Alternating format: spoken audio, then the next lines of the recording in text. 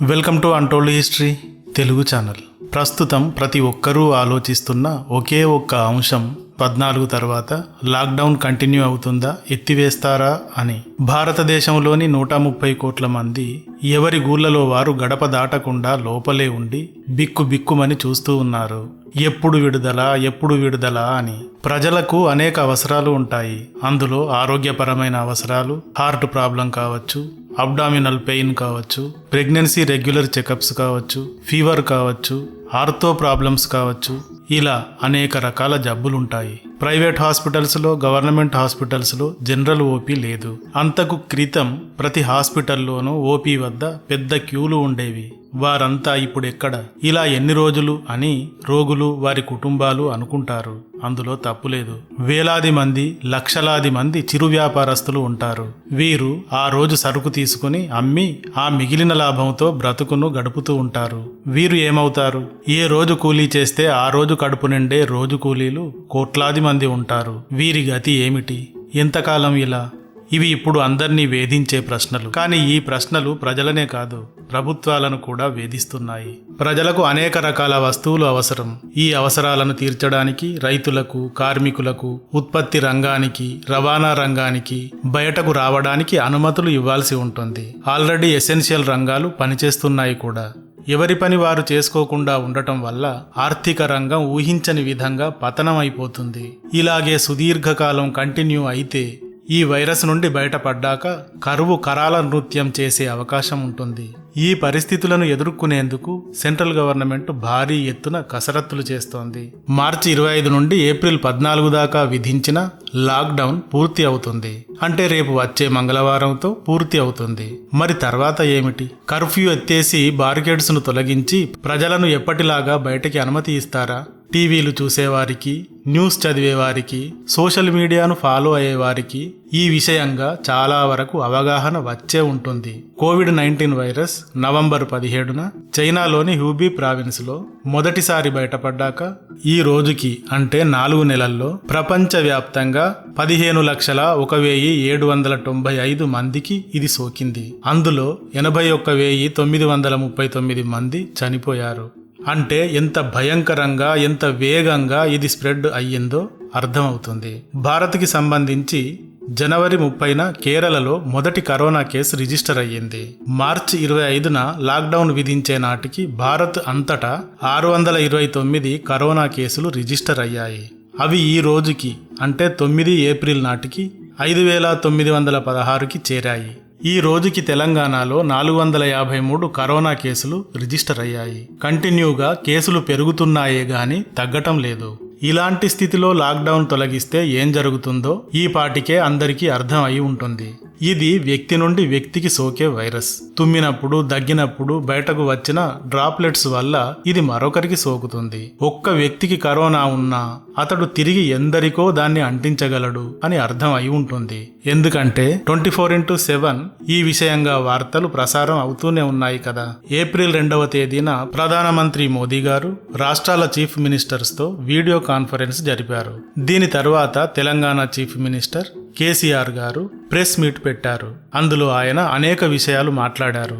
అందులో భాగంగా లాక్డౌన్ని పొడిగించాలని సెంట్రల్ గవర్నమెంట్ని తాను డిమాండ్ చేశానని చెప్పారు. ఎందుకంటే వైకుంఠపాలిలో పైకి చేరాక పాము నోటిలో పడి కిందికి వచ్చినట్టవుతుంది. ఇన్ని రోజులు చేసిన తపస్సు అంతా వృధా అవుతుంది. డబ్బులు తిరిగి సంపాదించుకోవచ్చు గాని పోయిన ప్రాణాన్ని తిరిగి తెచ్చుకోలేం కదా. అందుకని వైరస్ సంగతి తేలేదాకా ఇంకా కొన్ని రోజులు లాక్డౌన్ పొడిగించాలన్న తన అభిప్రాయాన్ని తెలిపారు. పంజాబ్ ఆల్రెడీ ఏప్రిల్ 30 వరకు లాక్డౌన్ ని పొడిగించినట్టుగా ప్రకటించింది. ప్రధానమంత్రి వీడియో కాన్ఫరెన్స్ జరిపిన తర్వాత లాక్డౌన్ ఎత్తేస్తారా, జనజీవన స్రవంతి యథావిధంగా మొదలవుతుందా అని కేంద్ర పర్యావరణ మంత్రి అయిన ప్రకాష్ జవదేకర్ ని అడిగినప్పుడు ఈ విషయంగా మేము ఏ నిర్ణయం తీసుకున్నా ప్రజా శ్రేయస్సును దృష్టిలో పెట్టుకుని తీసుకుంటాం, సరైన సమయంలో తీసుకుంటాం అంటూ జవాబిచ్చాడు. మార్చి 25న లాక్డౌన్ విధించే నాటికి కరోనా విషయంగా భారత్ చాలా చాలా కంట్రోల్గా ఉన్నట్టుగానే కనిపించింది. ప్రధానమంత్రి లాక్డౌన్ విధించాక సరైన సమయంలో సరైన నిర్ణయం తీసుకున్నారు అని, కరోనాని అడ్డుకోవడానికి ఇదే ఏకైక మార్గం అని అంతా ప్రశంసించారు. భారత్కి విదేశాల నుండి వచ్చిన వారికి మాత్రమే కరోనా పాజిటివ్ రావడం వల్ల మొదట వారిని క్వారంటైన్ చేయటం, వారి కాంటాక్ట్స్ ని పట్టుకుని వారికి కూడా క్వారంటైన్ చేయడం అనే ప్రక్రియను కంటిన్యూ చేశారు. విదేశాల నుండి వచ్చిన వారి వల్ల వైరస్ వ్యాప్తి 21 రోజులలో దాదాపుగా తెలిసిపోతుంది కనుక లాక్డౌన్ 21 రోజులు ప్రకటించారు. కోవిడ్-19 వైరస్ మనిషికి సోకిన తర్వాత 2 వారాల్లో దాని లక్షణాలు బయటపడతాయి అని, 21 రోజుల్లో విదేశాల నుండి వచ్చిన వారి వల్ల సోకిన వారంతా బయటపడతారని, వారిని క్వారంటైన్ చేసి ట్రీట్ చేస్తే ప్రాబ్లం మ్యాక్సిమం సాల్వ్ అవుతుంది అన్నది లాక్డౌన్ ఉద్దేశం. కానీ వైరస్ సైతాన్ తబ్లిగీ జమాత్ రూపంలో భయంకరంగా విరుచుకుపడింది. సమస్య ఇక తీవ్ర రూపం ధరించింది. 10 మందిని డిటెక్ట్ చేయాల్సిన చోట వేలాది మందిని డిటెక్ట్ చేయాల్సి వచ్చింది. ప్రజెంట్ గా కొనసాగుతూనే ఉంది. ఓవైపు ఇలా జరుగుతుండగానే లాక్డౌన్ గడువు దగ్గర పడింది. ఏం చేయాలా అని రాష్ట్ర ప్రభుత్వాలు, కేంద్ర ప్రభుత్వము కింద మీద అవుతూ ఉన్నాయి. ఏప్రిల్ 14 తర్వాత లాక్డౌన్ ఎత్తేస్తారా, కొనసాగుతుందా అని శనివారం రోజు మహారాష్ట్ర సీఎం ఉద్ధవ్ ఠాక్రేని అడిగినప్పుడు ఆయన ఇలా చెప్పాడు. ప్రభుత్వం నుండి ఈ విషయంగా సూచనలు వచ్చేదాకా ప్రజలు ఎప్పటిలాగే సంయమనం పాటించాలి. రాజకీయ సమావేశాలు, ప్రార్థనా మందిరాల్లో గుమికూడటం, ఆటలు అన్నీ ప్రభుత్వం నుండి ఉత్తర్వులు వచ్చేదాకా జరపకూడదు. ఏప్రిల్ 14 తర్వాత లాక్డౌన్ ఎత్తివేయడం అనేది చాలా పెద్ద సవాల్ అంటూ జవాబిచ్చాడు. ఎత్తివేస్తారా లేదా అన్న ప్రశ్నకు సూటి సమాధానం ఆయన ఇవ్వలేదు. ఎందుకంటే అది కేంద్ర ప్రభుత్వం తీసుకోవాల్సిన నిర్ణయం.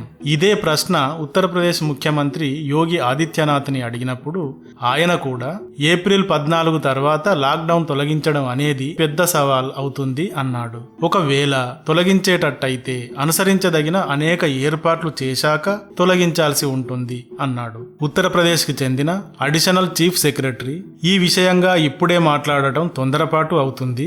లాక్డౌన్ కొద్ది రోజులు ఇంకా కొనసాగుతుంది. కరోనా కేసు ఒక్కటి ఉన్నా లాక్డౌన్ తొలగించడంలో అర్థం ఉండదు అని మాట్లాడాడు. ఇదే విధంగా ఛత్తీస్గఢ్ ముఖ్యమంత్రి భూపేష్ బఘేలా ఈ విషయంగా ప్రధానమంత్రి మోదీ గారికి ఓ లేఖ రాశాడు. అందులో ఏప్రిల్ 14 లాక్డౌన్ని తొలగించడానికి ముందు కరోనా వైరస్ ని కట్టడి చేసే విషయంలో సునిశ్చితంగా ఆలోచించాలి. మీ తర్వాతి ఉత్తర్వులు వచ్చేదాకా రాష్ట్రం పూర్తి లాక్డౌన్ లో ఉంటుంది అని రాశాడు. దాదాపుగా అన్ని రాష్ట్రాల సీఎంలు ఇదే అభిప్రాయాన్ని తెలియజేశారు.